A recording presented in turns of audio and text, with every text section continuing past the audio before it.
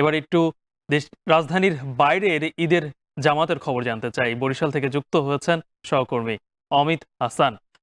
অমিত, ঈদ মোবারক। বরিশালে ঈদের জামাত কোথায় অনুষ্ঠিত হচ্ছে, আর সার্বিক কি ঈদের জামাতের আয়োজন কোথায় কোথায় রয়েছে?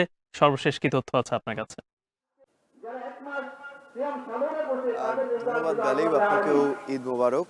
সারা দেশের মতো বরিশালেও ধর্মীয় ভাবগম্ভীর্যের মধ্যে দিয়ে উদযাপন হচ্ছে পবিত্র ঈদ উল ফিতর, এবং সে উপলক্ষে বরিশালের কেন্দ্রীয় হুমায়ুন ঈদগাহ ময়দানে বরিশালের ঈদের প্রধান যে জামাত সেটি অনুষ্ঠিত হবে, এবং সেটি সকাল ৮টার সময় অনুষ্ঠিত হবে। এবং ইতিমধ্যেই বরিশালের এই ঈদগাহ ময়দানে যারা মুসল্লিরা রয়েছেন তারা এসে উপস্থিত হয়েছেন। এবং আর একটু জানিয়ে রাখি যে এই যে নামাজকে কেন্দ্র করে বরিশালে ব্যাপক নিরাপত্তা বেষ্টনী কিন্তু ঘিরে রাখা হয়েছে, এবং এই ঈদগাহ ময়দানের আশেপাশেও আমরা দেখেছি যে ব্যাপক পরিমাণ পুলিশ কিংবা আইন শৃঙ্খলা বাহিনীর যারা সদস্য রয়েছে তাদের মোতায়েন করা হয়েছে। এবং এই ঈদগাহ ময়দানে প্রায় ১০,০০০-এরও বেশি মুসল্লি কিন্তু নামাজ পড়তে পারবেন যাতে একসাথে, সেই কারণে কিন্তু বিশেষ ব্যবস্থা করা হয়েছে। এছাড়া মহিলাদের জন্য আলাদা ব্যবস্থা করা হয়েছে, এবং মুসল্লিদের যাতে কোনো ধরনের কষ্ট না হয় সে কারণে কিন্তু এখানে ফ্যানের ব্যবস্থা করা হয়েছে। এবং বৃষ্টির হাত থেকে রক্ষার জন্য কিন্তু এই যে উপরে সামিয়ানা রয়েছে সেই সামিয়ানার উপরে ত্রিপল বেছানো হয়েছে যাতে বৃষ্টিতেও আসলে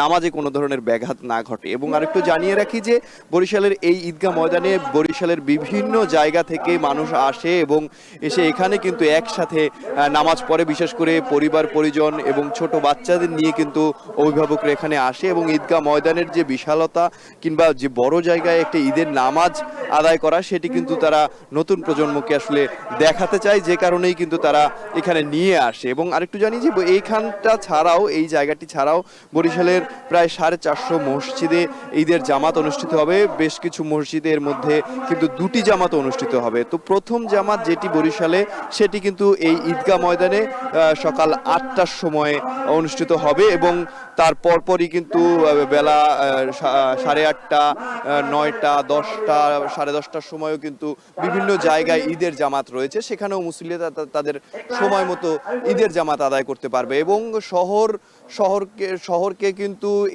এই বিষয়ে কিন্তু শহরকে খুব সুন্দরভাবে সাজানো হয়েছে সব ধরনের নিরাপত্তা বেষ্টনীর মধ্য দিয়ে। এবং আমরা বেশ কয়েকদিন ধরে লক্ষ্য করেছি যে তারা বিভিন্ন ধরনের সাজসজ্জা নগরীতে করা, এবং নগরীর সাজসজ্জার ক্ষেত্রে যে পরিমাণ ময়লা আবর্জনা কিংবা স্তূপ যেগুলো থাকে রাস্তার পাশে সেগুলো কিন্তু একদম পরিষ্কার করে ফেলা হয়েছে সিটি কর্পোরেশনের পক্ষ থেকে। এবং গতকালকে আমরা দেখেছি যে ঈদের জামাত সম্পন্ন করার জন্য এই ঈদগাহ ময়দান কিন্তু আমরা প্রস্তুত করতে দেখেছি। এবং সামনের যে প্রথম 10টি কাতার রয়েছে সেই 10টি কাতারে কিন্তু উপরে সামিয়ানার উপরে কিন্তু ত্রিপল দেয়া হয়েছে যাতে মুসল্লিরা খুব সুন্দরভাবে ঈদের জামাত এখানে পড়তে পারে এবং কোনো ধরনের বিঘ্ন না ঘটে। এবং গেট থেকে যখন মুসল্লিরা প্রবেশ করছে তখনও কিন্তু তাদের আসলে বিভিন্ন বেষ্টনীর মধ্য দিয়ে ভেতরে প্রবেশ করতে হচ্ছে।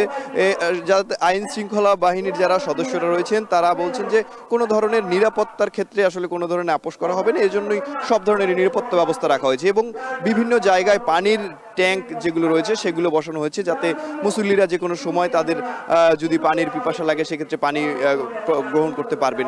এবং মহিলাদের জন্য এখানে ব্যবস্থা রয়েছে। দেখা যাচ্ছে নগরীর বিভিন্ন জায়গা থেকে মহিলারা অনেক সময় ঈদের জামাত পড়তে ঈদগাহ ময়দানে আসে, সেক্ষেত্রে কিন্তু মহিলাদের জন্য এখানে ঈদ জামাতের ব্যবস্থা করা হয়েছে। এছাড়া বিভিন্ন রাজনৈতিক দলের যারা নেতৃবৃন্দ রয়েছে, বিশেষ করে বিএনপি, জামাত ইসলাম, বিভিন্ন রাজনৈতিক দলের যারা নেতৃবৃন্দ রয়েছে তারাও কিন্তু এখানে এসে উপস্থিত হচ্ছেন। ইতিমধ্যে আমরা দেখেছি কয়েকজন চলেও এসেছেন, এবং দলে দলে কিন্তু মুসল্লিরা আসলে এই ঈদগাহ ময়দানে প্রবেশ করছেন, এবং পুরো জায়গাটি ধীরে ধীরে পরিপূর্ণ হয়ে যাচ্ছে মুসল্লিতে। এবং আরেকটু জানিয়ে রাখি যে বরিশালের এই ঈদগাহ ময়দান ছাড়াও বিভিন্ন জায়গায় বিভিন্ন মসজিদে কিন্তু ঈদের জামাত অনুষ্ঠিত হচ্ছে। মুসল্লিরা তাদের সময় মতো সকাল 10টা পর্যন্ত কিন্তু ঈদ জামাত পড়তে পারবেন, সেরকম একটি ব্যবস্থা রাখা হয়েছে। এবং বরিশালের বিভিন্ন মসজিদে এই ঈদের জামাত কিন্তু আয়োজন করা হয়েছে। তো বরিশালের ঈদ জামাত নিয়ে এই ছিল আমার কাছে সর্বশেষ। গালিব। বরিশালের ঈদের জামাতের খবর জানাচ্ছিলেন সহকর্মী অমিত হাসান।